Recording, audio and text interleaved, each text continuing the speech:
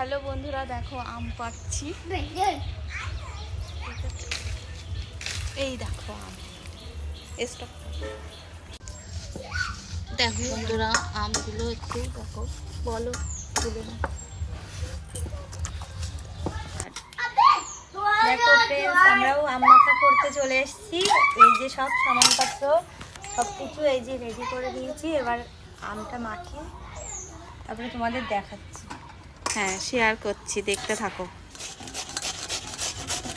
নাও, কি দিল এটা? এটা লবণ দিয়েছি, চিনি দিয়েছি, লঙ্কা দিয়েছি।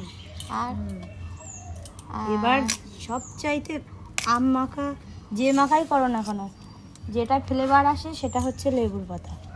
দেখো কত লেবুর পাতা দিয়ে দিচ্ছি। কাসুন্দি দেবে এখন। দেখো বন্ধুরা, হয়ে গেছে আমাদের আম মাখা।